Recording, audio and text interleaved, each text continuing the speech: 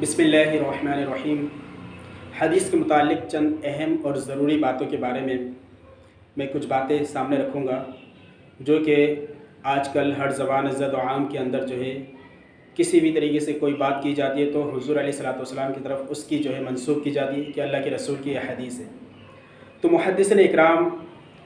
علماء عظام نے جو ہے حدیث کے صحیح، ضعیف اور موضوع ہونے کے لیے جو ہے انہوں نے ایک اصول کو بنایا ہے، اور ان اصول کے تحت ان کی سندوں کو جب ان کے میزان پہ پرکھا جاتا ہے، اگر وہ جو ہے صحیح اترتا ہے تو وہ حدیث سے رسول کی طرف اس کا انتساب کرنا صحیح ہے، اور اگر وہ حدیث اور اس کی سند کو جب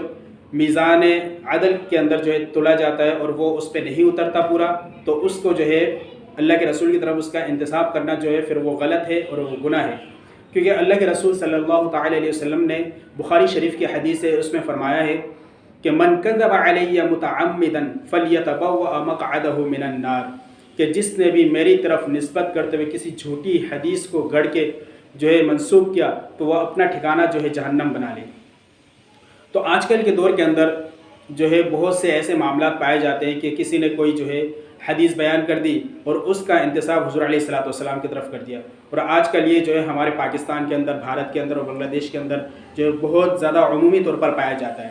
اور یہ جو ہے ایسی حدیثوں کا جو کہ دیکھا جائے تو وہ انتہائی ضعیف ہوتا ہے یا تو پھر جو ہے وہ موضوع ہوتا ہے، اور وہ جو ہے زبان زد عام پہ جو ہے وہ جو ہے معروف اور مشہور ہو چکا ہے۔ تو اس میں سے میں چند باتوں کو جو مختصر انداز میں بیان کروں گا، میرے سامنے دیکھ سکتے ہیں یہ ساری جو ہے اسماء الرجال کی کتاب ہے، جیسے کہ میزان الاعتدال فی نقد الرجال امام ذہبی رحمہ اللہ کی کتاب ہے، 6 جلدوں میں ہے۔ اسی طریقے سے سیر اعلام النبلاء ہے، امام ذہبی رحمہ اللہ کی 15 جلدوں میں ہے۔ اسی طریقے سے المقاصد الحسنہ، یہ جو ہے امام سخاوی رحمہ اللہ کی کتاب ہے۔ اس طریقے سے جو ہے الموضوعات الکبریٰ، اس طریقے سے الاسرار المرفوعہ فی اخبار الموضوعہ ملا علی قاری رحمہ اللہ کی کتاب ہے۔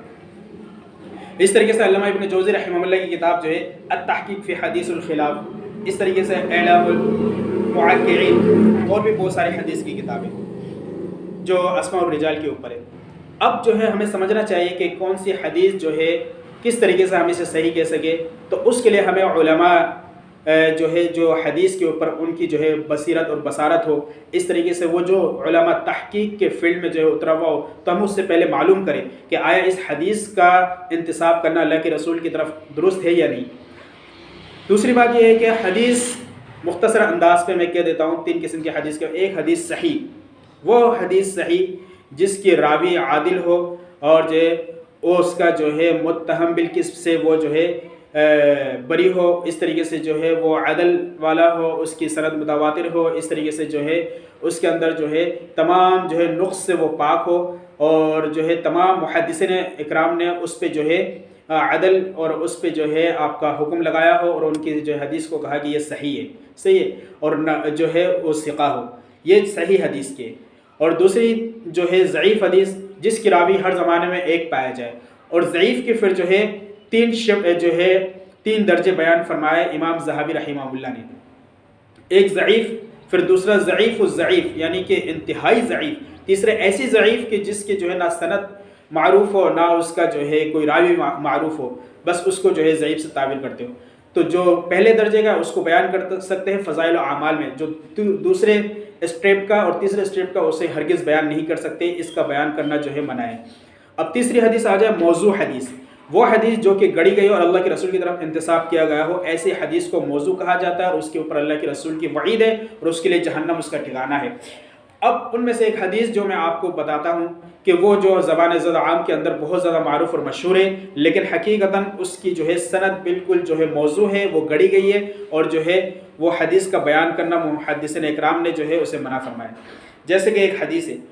اطلب العلم ولو بالسین، کہ علم کو حاصل کرو اگرچہ تمہیں وہ چین سے کیوں نہ حاصل کرنا پڑے، ایک حدیث۔ دوسری حدیث ہے اطلب العلم من المہد الی اللحد، کہ علم کو حاصل کرو ماں کی گود سے لے کے لحد تک یعنی کہ قبر تک، علم کو اتنا حاصل کرو۔ ان دونوں روایت کے بارے میں محدثین اکرام نے فرمایا کہ یہ دونوں حدیث جو ہے گڑی گئی ہے، یہ دونوں حدیث جو ہے آپ کی موضوع حدیث ہے۔ اس میں امام ذہبی رحمہ اللہ نے جو ہے آپ کے میزان الاعتدال کے اندر فرمایا کہ یہ جو ہے اس کی راوی اور اس حدیث کو گڑا گیا ہے، یہ جو ہے اس کی حقیقت کچھ بھی نہیں ہے۔ اس طریقے سے علامہ ابن حجر عسقلانی نے جو ہے لسان المیزان کے اندر فرمایا۔ اس طریقے سے ملا علی قاری رحمہ اللہ اسرار المرفوعہ کے اندر، علامہ ابن جوزی رحمہ اللہ نے الموضوعات کے اندر، کتاب الموضوعات کے اندر، پھر امام ابن جوزی رحمہ اللہ نے التحقیق فی حدیث الخلاف کے اندر جو ہے بڑی زبردست انداز پہ جو ہے اس کی تحقیق کی ہے۔ تو یہ حدیثیں گھڑی گئی ہے، ایسی حدیث کا انتساب اللہ کے رسول کی طرف کرنا جو ہے یہ جو ہے باعث جو ہے وعید ہے اور جہنم اس کا ٹھکانہ ہے، کیونکہ اللہ کے رسول نے فرمایا کہ من کذب علی متعمدا فلیتبوأ مقعدہ من النار، کہ اپنا ٹھکانہ وہ جہنم بنا لے جس نے میری طرف نسبت کرتے ہوئے حدیث کو گڑھ کے جو ہے میری طرف اس کا انتساب کیا۔